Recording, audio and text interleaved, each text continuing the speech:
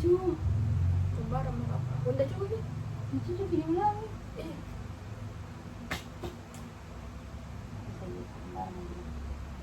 Baik, assalamualaikum warahmatullahi wabarakatuh. Selamat malam. Bagaimana kabarnya hari ini, Kak? alhamdulillah baik. Semoga sehat selalu. Perkenalkan, nama saya Siti Salafal Fadila dari Fakultas Psikologi Universitas Negeri Makassar yang akan melakukan wawancara atau berbincang-bincang dengan Kakak terkait pengalaman sebagai mahasiswa dalam menghadapi burnout akademik. Saya akan mengajukan beberapa pertanyaan kepada Kakak. Mohon berkenan untuk memberikan informasi. Wawancara mungkin akan dilakukan selama 45 menit atau lebih. Apakah Kakak bersedia? Bersedia. Jika bersedia, apakah Kakak berkenan untuk saya rekam selama proses wawancara? Bersedia. Baik, sebelum melakukan wawancara, alangkah baiknya Kakak mungkin memperkenalkan diri terlebih dahulu, nama, asal fakultas, dan asal universitas dari mana. Perkenalkan, nama saya Dea Dewanta Aprilia dari Universitas Negeri Makassar, jurusan Matematika, Prodi Pendidikan Matematika ICT International Class Program semester 6. Oke, sebelum itu mohon tanda tangani informat konsen ini sebagai tanda persetujuan Kakak untuk memulai wawancara.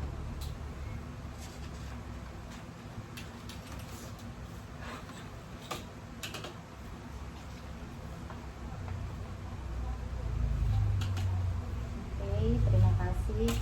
Baik, untuk pertanyaan pertama, mungkin Kakak bisa ceritakan sedikit tentang rutinitas Kakak sehari-hari sebagai mahasiswa, mulai dari bangun tidur hingga tidur kembali. Rutinitas saya sebagai mahasiswa itu bangun tidur tentunya, setelah itu sholat subuh, masya Allah. Setelah itu setelah sholat subuh mandi buat siap-siap ke kampus kalau misalnya ada kelas pagi. Setelah itu makan pagi, terus apa lagi? Terus siapkan bekal.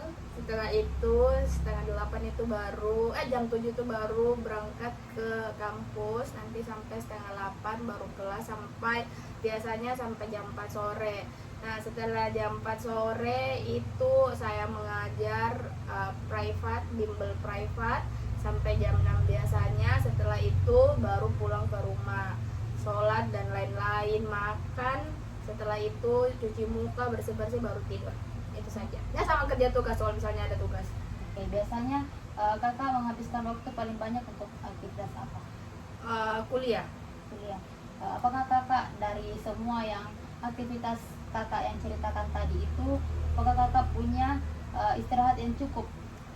Tentunya tidak, karena sebagai mahasiswa pasti banyak tugas dan sulit mengatur waktu istirahat. Belum lagi tugas 1, tugas 2 dan lain-lain. Apalagi saya sebagai guru private, bimbel private, jadi agak susah mengatur waktunya. Apalagi ada tugas yang deadline-nya itu singkat kayak begitu. Oke, kira-kira bagaimana pembagian waktu antara kuliah, tugas, dan pekerjaan yang Kakak tadi ceritakan itu? Pembagian waktunya mungkin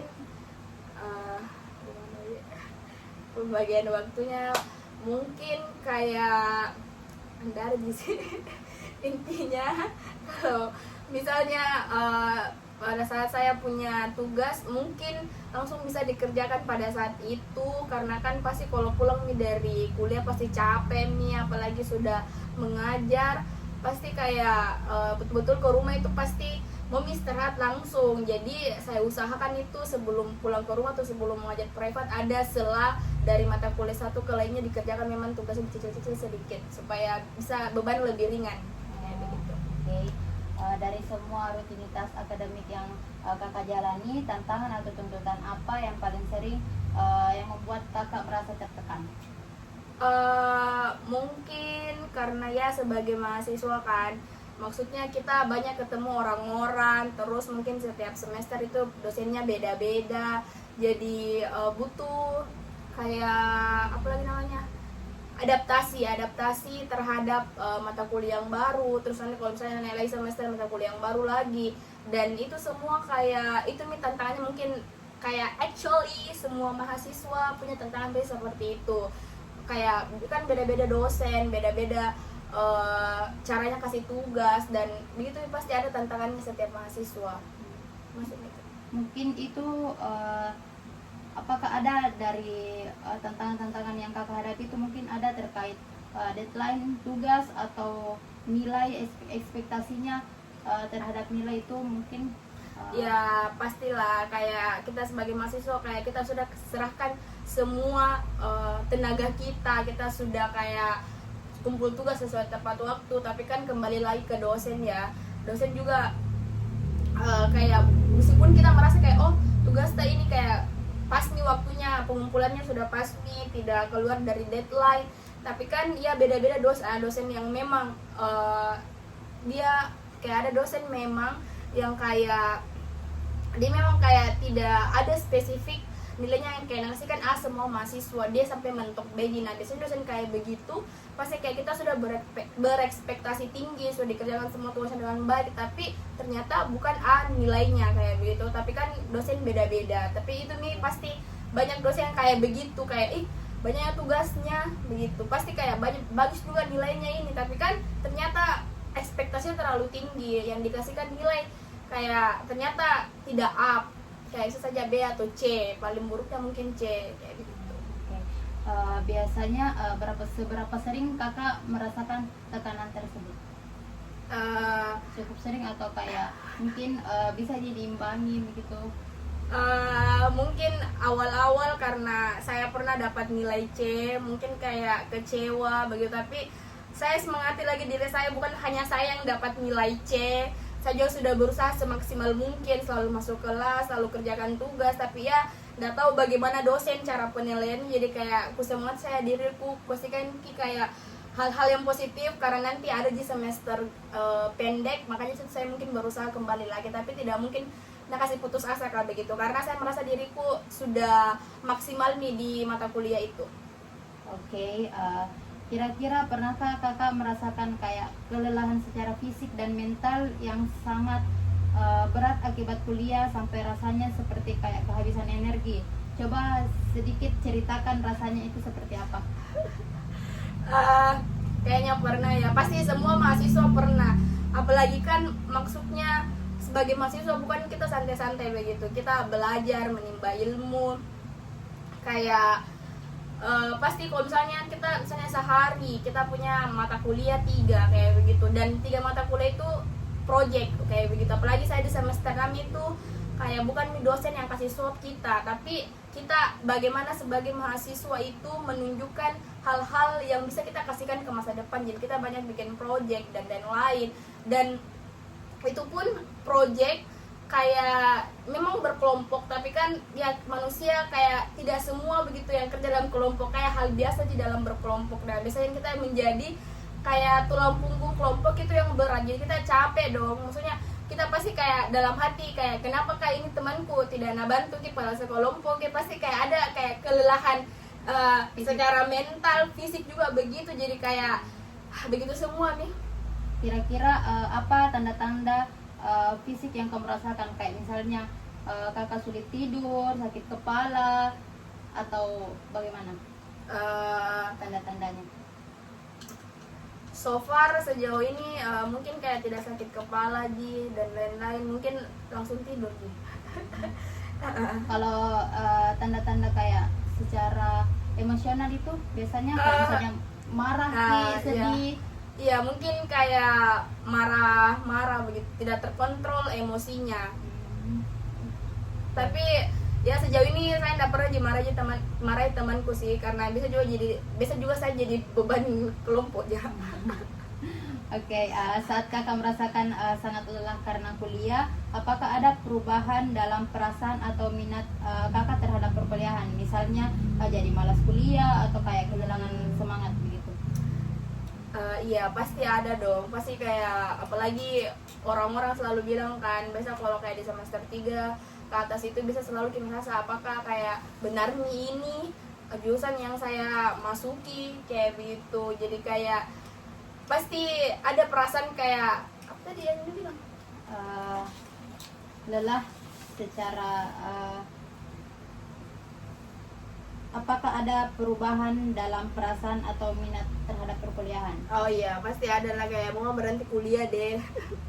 Tapi kan kembali lagi kita harus berjuang sampai satu, begitu kan ya, hal biasa aja. Apalagi kayak selalu kita merasa kayak biasa di pertengahan jalan semester 3, 4 selalu kita merasa kayak apakah benar ini jurusan yang saya masuki dan lain-lain. Itu kayaknya hal biasa dan sering ku alami setiap semester mungkin hampir. Apakah kayak pernah kakak berpikir ingin kayak menunda-nunda tugas, menghindari kuliah supaya kayak mau istirahat dulu? Ya, selalu. Oke. Selalu sebenarnya. Kayak kan dalam perkuliahan itu 80% kan absen kayak gitu. Ada kayak kesempatan 3 buat tidak masuk di kelas. Jadi biasanya saya gunakan 1 atau 2 kali. Kalau misalnya saya butuh space, kayak jangan dulu deh, muka dulu istirahat. Apalagi pada saat hari itu banyak kegiatan yang kayak harus Kak tahu juga tubuhku, oh ternyata tubuhku kalau sampai sini ternyata maksimal nih begitu. Jadi kayak harus Kak kurangi dulu kegiatanku supaya untuk kedepannya berjalan dengan baik kayak begitu. Jadi manage begitu waktu. Oke. Jadi pernah tidak merasa kalau kuliah itu menjadi kurang bermakna, jadi merasa kuliah itu tidak bermakna jadi gara-gara yang kakak tadi ceritakan terkait tugas, deadline, atau kayak teman kelas yang biasa menjadi beban kelompok, mungkin pernah merasa kurang bermakna lagi kuliah tak gitu?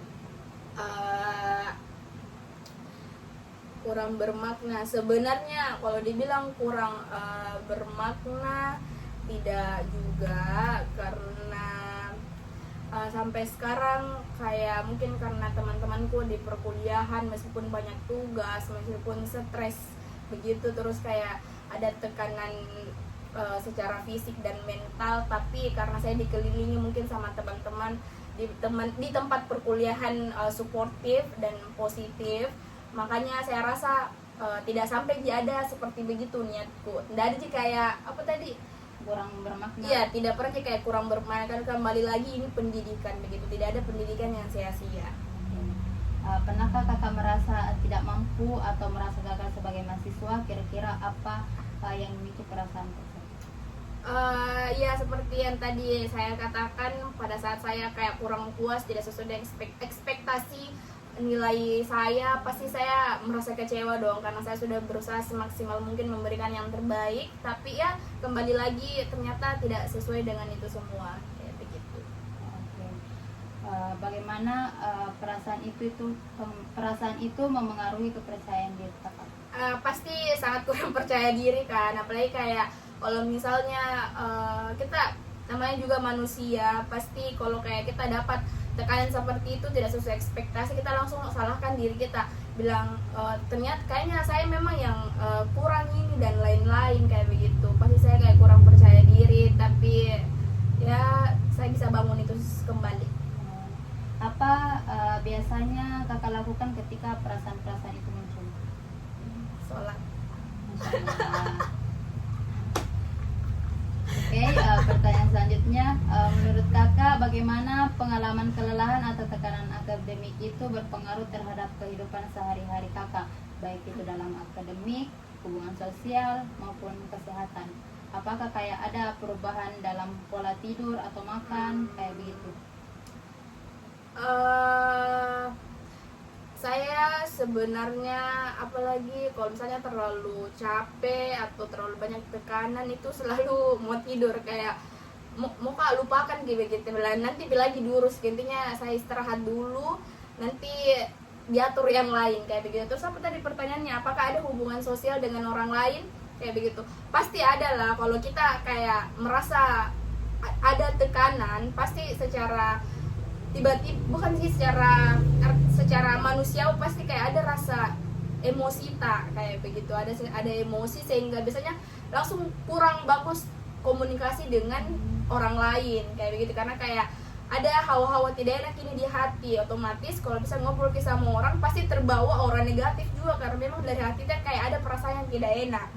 Jadi gitu. Itu kayak ada hubungannya dengan teman atau keluarga, jadi iya, semua itu kalau pulang juga dari kampus capek sekali dan lain-lain, kalau pulang ke rumah biasa kayak makanya orang tua sering bilang kenapa kalau pulang dari kampus selalu marah-marah, tapi kalau di kampusnya itu ketawa-ketawa dia, karena namanya juga rumah di sini nih kita mengeluarkan semuanya.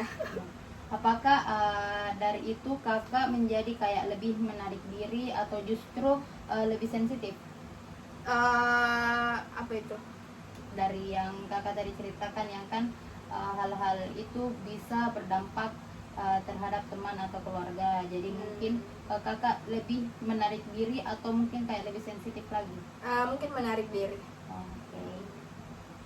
Baik, pertanyaan selanjutnya itu siapa atau hal apa yang biasanya membantu kakak saat menghadapi tekanan akademik atau rasa lelah yang berat?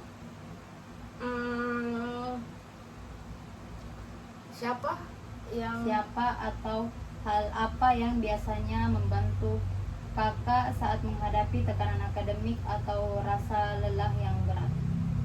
Mungkin siapa orang ini yang ditujukan, Atau hal apa yang bisa membuat kakak saat menghadapi tekanan akademik atau rasa lelah yang berat? mungkin Yang biasa membantu kakak? mungkin kembali sama Tuhan. Ya, kembali sama Tuhan. Apalagi sebenarnya karena saya tadi bilang bahwa saya adalah tutor private begitu, kalau saya ketemu dengan siswa-siswa saya yang lucu, yang kayak bisa kasihkan kayak hiburan, pasti saya kayak merasa kayak hilang itu tekanan ya begitu. Jadi itu juga salah satu yang sangat membantu.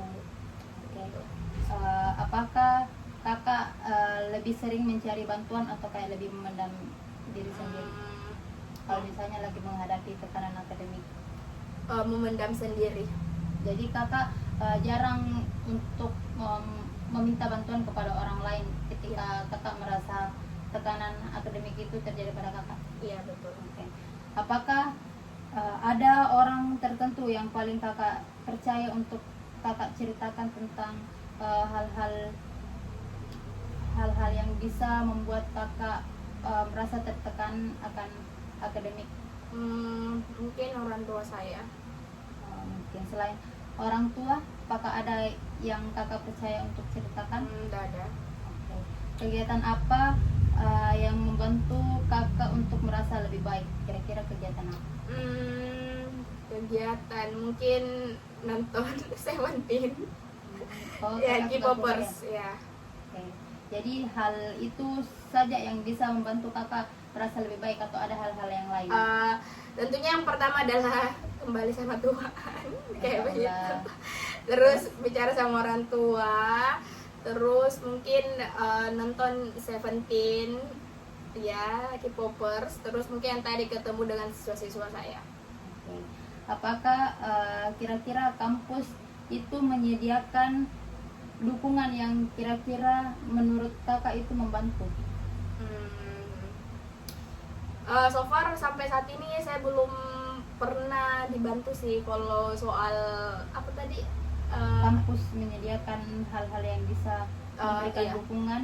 So far kalau saya pribadi belum ada sih.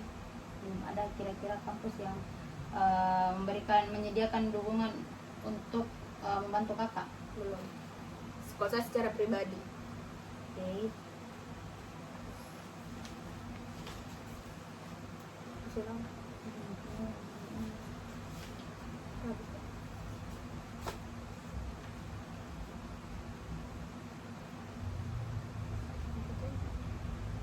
Apa yang ingin kakak sampaikan kepada mahasiswa lain di Makassar yang mungkin sedang mengalami hal serupa? Kalau dari saya mungkin buat mahasiswa yang lain kayak begitu, mungkin karena kita adalah anak kuliah kan, maka kita harus manage waktunya sebagus mungkin supaya semua tertata dan teratur dengan baik kegiatannya, mau itu dari tugas mau kegiatan lain. Mungkin yang pertama adalah di manage waktu, jadi jangan buang-buang waktunya, harus dimanfaatkan sebaik mungkin kayak begitu. Itu kalau pribadi dari saya, karena waktu itu sangat berharga. Jadi sebenarnya semua bisa di apa ya, kan kita selalu tunda-tunda kan biasa. Nah itu biasa yang menjadi pemicu buat tersendatnya kegiatan-kegiatan yang lain, karena kita terlalu membuang-buang waktu. Seharusnya bisa dikerjakan satu juga, tapi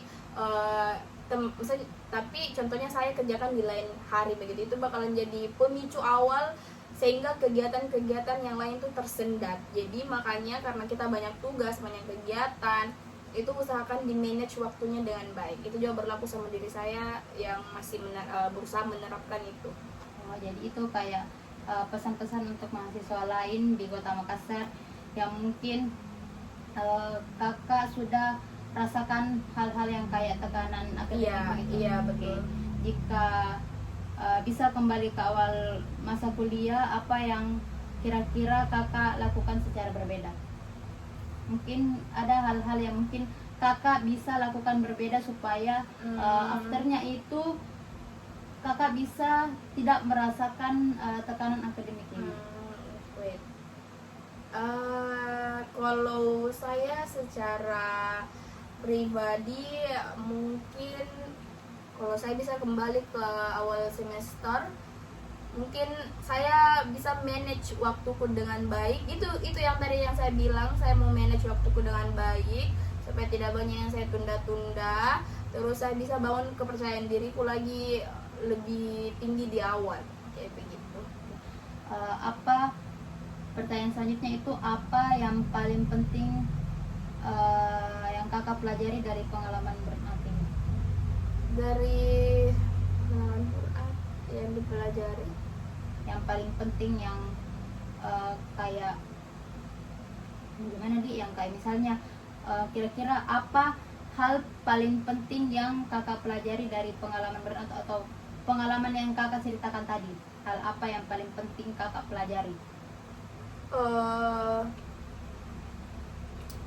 Apa gitu?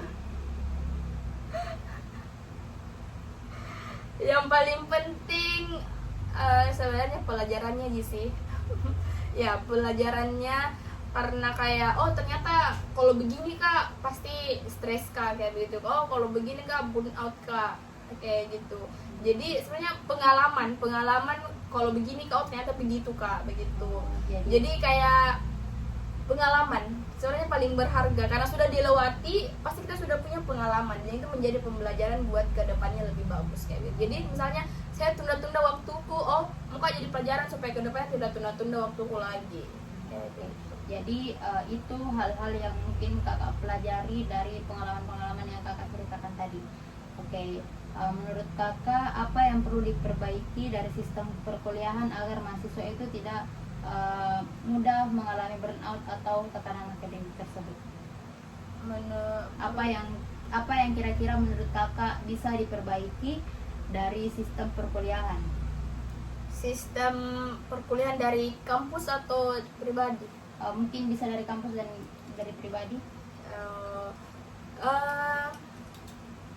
Dari kampus, buat kampus sebenarnya apa ya, kalau saya secara pribadi, saya tidak kritik kampus, tapi ya sekarang bagaimana kita lihat dosen kayak gitu.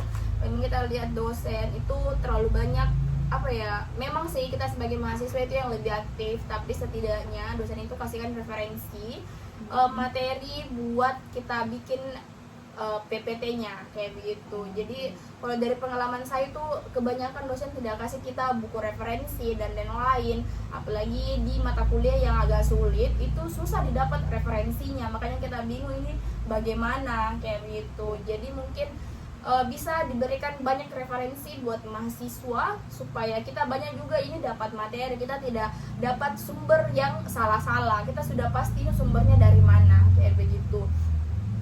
Terus mungkin hal-hal yang bisa diperbaiki dari diri sendiri. Kalau dari diri sendiri supaya tidak mudah mengalami tekanan, mungkin pertama tadi selalu saya mention adalah manage waktu tentunya. Terus kalau saya pribadi karena biasanya overthinking, mungkin saya mau kayak lebih enjoy saja menjalani semuanya. Karena kembali lagi kita cuma satu kali kuliah di S1 ini. Bagaimanapun di masa depan, misalnya kita sudah lulus, kita tidak mungkin dong kembali dari awal jadi anak semester 1. Makanya kita mau enjoy saja selama kita menjadi mahasiswa kayak gitu. Terus apa lagi tadi aku lupa pertanyaan. Perbaiki sistem dari diri. Itu aja mungkin. Jadi itu tadi hal-hal yang perlu kira-kira diperbaiki dari sistem perkuliahan dan diri kakak sendiri.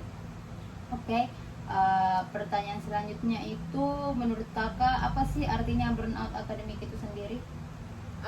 Burnout akademik kalau menurut saya itu apa ya, terlalu stres. Jadi kalau secara pribadi kita terlalu memikirkan berlebihan kayak gitu. Jadi campur sebenarnya kalau saya pribadi. Jadi kayak stres, terus terlalu overthinking terhadap hal-hal yang belum terjadi. Jadi kayak belum ini terjadi, tapi kita sudah pikirkan hal-hal apa yang kayak bakalan terjadi begitu ya, karena kan kita yang tentukan di masa depan ya itu. Terus makanya kita stres padahal kan belum terjadi kayak begitu. Jadi itu yang kakak pahami arti dari burnout itu sendiri. Iya, sama mungkin stres karena tugas tentunya. Oke. Apakah kakak itu pernah seberapa sering kakak merasa burnout ini? Apakah kayak biasa terjadi sekali atau berulang-ulang kali kayak begitu? Mungkin sering sekali ya, pastinya sering sekali. Apalagi semakin tinggi semester semakin sulit tugas kayak begitu. Apalagi kalau semester kayak 6, 7, 8 pasti pusing dengan skripsi. Makanya sering burnout, tapi ya saya bawa santai saja sebenarnya, meskipun ada tekanan tapi santai saja. Oke.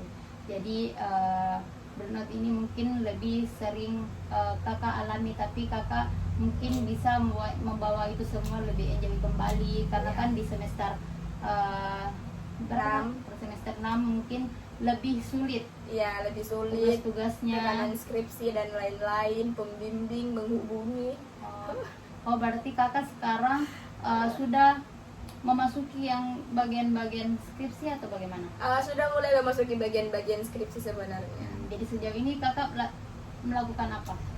Melakukan kayak mungkin kakak sudah mulai menyusun atau kakak sudah apa kayak memulai pembicaraan tentang skripsi dengan dosen pembimbing kayak begitu. Kalau dari saya itu buat tugas akhirku sudah di tahap, sebenarnya sudah ada di judul, sudah fix, tinggal saya mami yang menyusun, tapi belum ada pergerakanku sampai sekarang. Makanya tekanan dari dosen pembimbing buat cepat menyelesaikan proposalnya, tapi sampai sekarang belum ada progresku secepatnya sun to be. Kan baru juga semester 6 ya. Kira-kira target kakak di tahun berapa kakak sudah selesai? Mungkin kalau lancar dan dipermudah mungkin di akhir tahun atau awal tahun 2027 sudah bisa. Semoga dilancarkan terus ya kak. Amin, ya Allah. Terus pertanyaan saya itu bagaimana kakak tahu bahwa kakak itu sedang merasakan atau sudah termasuk burnout, bukan sekedar kayak lelah biasa kayak begitu. Kira-kira bagaimana kakak tahu bahwa oh ini burnout kak, oh ini lelah biasa saja kayak gitu?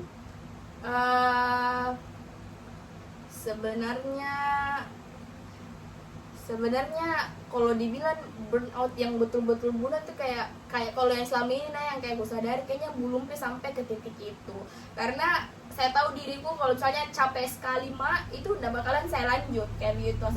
Iya, jadi kalau misalnya kayak oh ini sampai batas ini loh, makanya saya mungkin kayak selalu merasa kayaknya nggak pernah sampai di tahap burnout yang betul-betul burnout, karena saya tahu diriku kayak oh sudah di batas maksimal makanya saya biasa stop diriku. Makanya saya usahakan cicil tugasku supaya tidak SKS atau sistem kebut semalam.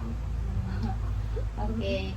Jadi kakak sadar Ji bahwa hal ini tuh yang sekarang ini saya merasakan burnout, oh mungkin Iya. kayak lah biasa aja ini, jadi saya perlu Iya. istirahat yang Iya, saya cukup, kayak selalu gitu. berusaha menyadari itu semua. Oke. Saya selalu menyadari itu semua. Oke, apakah pengalaman ini itu mengubah cara pandang kakak terhadap kuliah atau masa depan? Pengalaman burnout Iya. tentunya kalau secara maksudnya saya burnout. Iya, saya. Oke. Kalau saya burnout itu mungkin mempengaruhi masa depan kalau tidak bisa diatasi secepat mungkin. Karena sebenarnya burnout itu adalah masalah maksudnya hampir kayak setiap mahasiswa kan mengalami itu, Iya. kayak begitu. Jadi, dan kalau misalnya kita tidak bisa atasi itu sendiri, itu bakalan berdampak sama mental kayak begitu. Jadi berdampak pada mental, dan takutnya mental itu bakalan kebawa sampai ke masa depan. Jadi kira-kira kayak apakah hal itu bisa mengubah cara pandang kakak di dunia perkuliahan? Apanya? Burnout? Iya. Bagaimana itu maksudnya? Yang kalau misalnya gimana di kalau misalnya kayak kan kakak sudah mengalami hal tersebut, jadi kayak apakah kira-kira kakak merasakan atau kayak terubah cara pandang terhadap perkuliahan kayak begitu? Cara pandang kakak melihat perkuliahan sebelum kakak mengalami burnout dan sesudah kakak mengalami burnout. Kayak begitu. Ya, mungkin ya mungkin saya pernah berpikir begitu dari sudut pandang. Jadi kan sebenarnya itu SMA sama kuliah beda sekali kayak begitu. Jadi kita kayak tidak berekspektasi ternyata perkuliahan sesulit ini kayak begitu, ya kan. Jadi makanya setelah saya menjalani perkuliahan itu pasti ada beberapa hal-hal sudut pandang yang baru kayak setelah perkuliahan. Pasti kayak perkuliahan itu tidak sesantai itu. Terus ternyata kita bisa mengalami secara kita meskipun kita hanya duduk di kelas nggak ngapa-ngapain, tapi itu bisa capek sekali, kayak fisik kita lelah kayak begitu meskipun kita hanya duduk dan lain-lain. Tapi ternyata secapek itu, padahal kan waktu kita SMA even kayak sampai sekolah jam 3 tapi tidak secapek kalau kita duduk 2 SKS kayak begitu. Jadi kayak ternyata kita tidak ekspektasi ternyata kayak 2 SKS itu kayak capek sekali itu, kayak butuh istirahat selama 3 jam. Mungkin itu kayak jadi pandangan yang berbeda, ternyata perkuliahan tidak seringan itu gitu. Apalagi lingkungan perkuliahan dan sekolah itu sangat berbeda. Jadi hal tersebut itu mengubah cara pandang kakak terhadap perkuliahan dan masa-masa SMA begitu. Iya, saya pasti selalu membandingkan ya gitu, karena beban di perkuliahan itu lebih berat.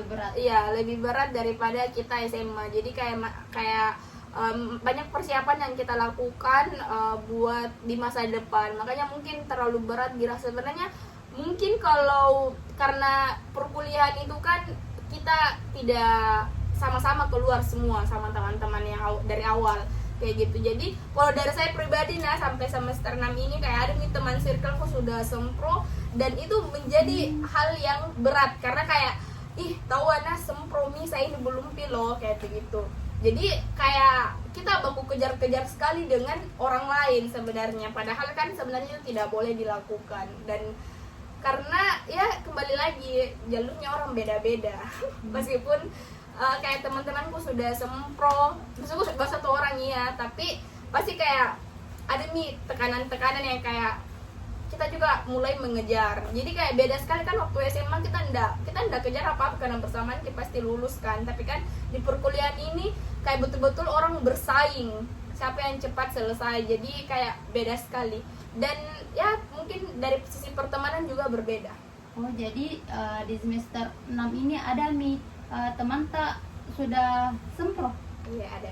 Oh, bagaimana perasaan eh, perasaan kakak melihat teman kakak duluan semprot kayak gitu? Ya sebenarnya so far ya tidak, ya mungkin di awal kayak mungkin kayak bangga juga pasti sama teman karena kayak oh tahuannya keren begitu, bisa jadi orang yang pertama di kelas sempro, apalagi kita satu circle. Tapi ya kita tuh bahagia pasti dengan pencapaiannya, tapi di sisi lain kayak itu jadi motivasi buat saya buat lebih cepat lagi mengejar teman-temanku kayak begitu. Apakah kakak merasa tertekan akan hal itu atau tidak? Tidak sih, sejauh ini tidak sih.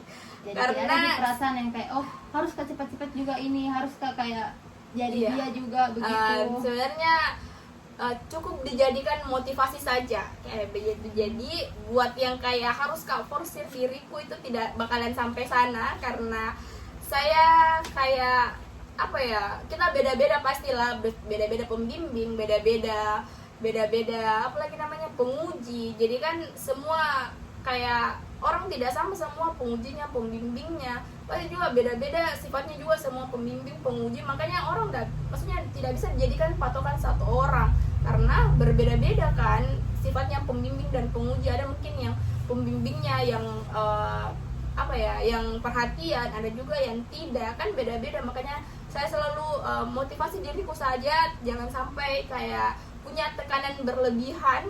Jadi dijadikan saja motivasi kalau dan semangat untuk kejar kayak gitu. Tapi buat tekanan so far saya tidak mengizinkan itu menjadi tekanan bagi saya.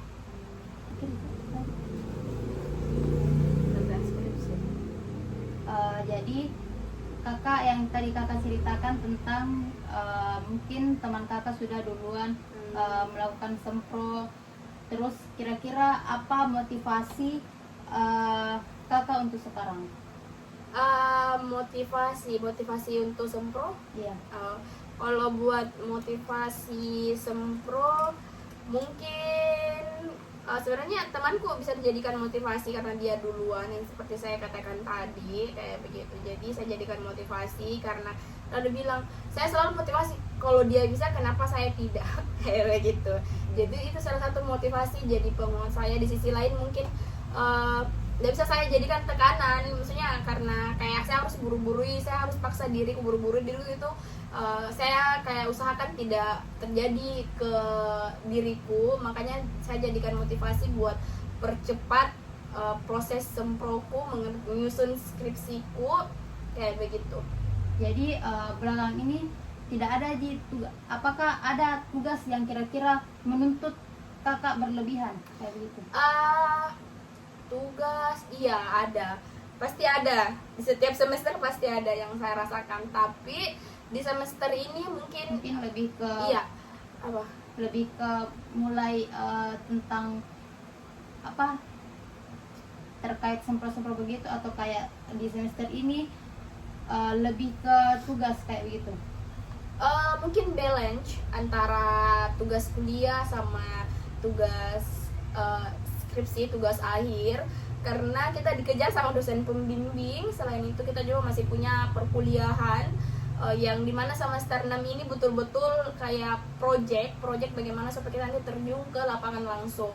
Dan ya kebanyakan sebenarnya per kelompok buat di beberapa proyek di semester 6, tapi tetap saja kayak saya merasa bahwa lebih berat di semester 6 ini kayak begitu, karena ada matematika murni yang kita ambil, yang dimana matematika murni itu betul-betul kita nggak pernah pelajari, tapi semester 6 ini saya coba ambil matematika murni itu, pemodelan matematika. Jadi ternyata saya rasakan ternyata lebih sulit kayak begitu, karena saya tidak pernah ketemu di semester sebelumnya. Oke. Dari yang kakak tadi ceritakan tentang motivasi kakak, mungkin apakah kakak pernah merasa kehilangan motivasi?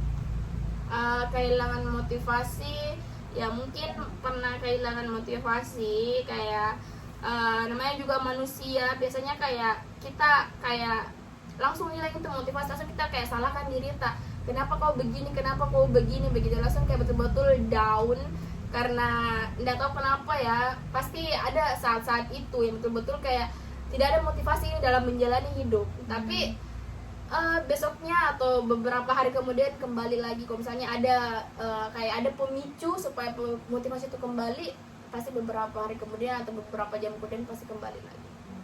Kalau misalnya kakak sedang mengalami kehilangan motivasi tersebut, apakah kakak merasa kayak sinis atau acuh atau kayak menjauh dari aktivitas kuliah atau aktivitas yang lain? Kalau misalnya kakak sedang kehilangan motivasi, Kalau saya kehilangan kayak motivasi, merasa kehilangan motivasi begitu. Mungkin acuh. Ya, mungkin acuh karena Kalau kayak perasaan sinis kayak gitu, perasaan sinis mungkin enggak kayak lebih ke acuh, mungkin lebih kayak saya kayak kasih pinggir dulu semua permasalahan perkuliahan, saya mau enjoy dulu sama hidupku kayak begitu. Lebih ke bodo amat sebenarnya, nanti besok lagi dipikir buat ke depannya. bagaimana cara kakak agar mengembalikan motivasi tersebut? Mengembalikan motivasi mungkin lihat postingan-postingan orang di TikTok, atau melihat menonton beberapa kayak perjuangan hidup orang di TikTok atau di sosial media lainnya, sehingga motivasi itu kembali kayak gitu. Atau baca buku, baca novel gitu, pasti biasanya tiba-tiba kayak saya merasa kayak oh ternyata begini loh kayak begitu, biasanya langsung kembali. Oke, jadi hal-hal itu bisa membuat kakak motivasi kakak itu kembali. Iya betul. Terus jadi yang tadi sudah saya tanyakan tentang hal-hal yang ingin kakak sampaikan kepada mahasiswa lain agar tidak mengalami hal-hal serupa, hal-hal yang mungkin kayak kakak rasakan burnout atau kayak lelah berlebihan, itu mungkin mahasiswa lain itu bisa memanage waktu agar lebih teratur lagi kayak begitu. Iya, jadi di manage waktunya dengan baik. Apalagi kalau misalnya masih semester 3-4, itu diusahakan semaksimal mungkin di manage, karena betul-betul pasti orang berharap banyak itu buat lulus tepat waktu kayak begitu kan. Makanya harus di manage waktunya baik-baik, harus direncanakan kapan mau susun judul, kapan mau susun proposal, susun hasil. Dan saya yakin bahwa kalau kita manage waktu kita dengan baik, semua harapan-harapan yang kita ekspektasikan itu bakalan terjadi kayak begitu. Jadi jangan sampai ada pemicu-pemicu yang buat kita tersendat di masa depan kayak begitu. Makanya dari awal mungkin harus di manage semuanya. Mungkin contohnya ya, mungkin kayak bisa memang diambil kayak perkuliahan semester 6 di semester 3 atau 4 kayak gitu. Jadi di semester selanjutnya itu tidak terlalu besar beban perkuliahan yang dirasa. Jadi kita bisa ambil di situ untuk menyusun judul, menyusun proposal, supaya semua tertata dengan rapi kayak gitu. Jadi memanage waktu itu sangat penting untuk agar tidak merasakan hal-hal yang mungkin merasa tertekan akan tugas kayak gitu. Iya betul. Kalau kita misalnya cicil tugasnya dengan perlahan-lahan, itu kayak tidak langsung kayak kita stres bersamaan. Kalau misalnya kita sistem kebut semalam misalnya, kan kita biasanya mahasiswa itu kayak oke, dikasihkan tugas sama dosennya, itu kayak oh tugas gini kayak hal biasa aja, makanya disepelekan. Tapi ternyata di tugas itu tidak semudah yang dibayangkan oleh mahasiswa. Ternyata dia kerjakan di malam hari, besok dikumpul ternyata sulit kayak begitu. Makanya itu bisa jadi pemicu kelelahan atau kelelahan secara fisik, mental, serta kayak kelelahan akademik kayak begitu. Karena kita awalnya menyepelekan bahwa itu tugas yang mudah, tapi setelah kita kerja cermati dengan baik, ternyata itu bukan hal yang mudah. Nah, kita rasakan pasti stres dong, apalagi misalnya H-1 ini besok pagi dikumpul.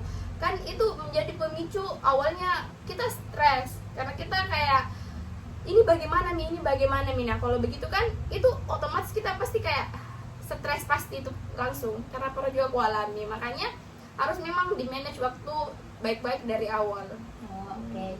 Jadi hal itu mungkin pertanyaan terakhir untuk kakak. Jadi memang sekarang itu dengan lingkungan perkuliahan, dengan tugas-tugas, dengan yang lain-lain itu mungkin dengan memanage waktu mungkin bisa mengurangi hal-hal yang membuat tekanan akademik itu terjadi. Iya. Oke, terima kasih banyak Kak sudah meluangkan waktu dan berbagi cerita dengan sangat terbuka hari ini.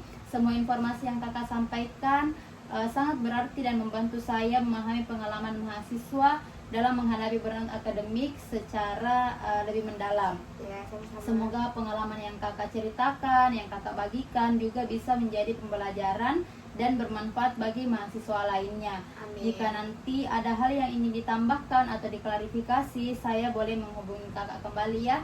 Oke. Oke, sekali lagi terima kasih banyak atas waktu dan kesediaannya. Assalamualaikum warahmatullahi wabarakatuh. Waalaikumsalam warahmatullahi wabarakatuh.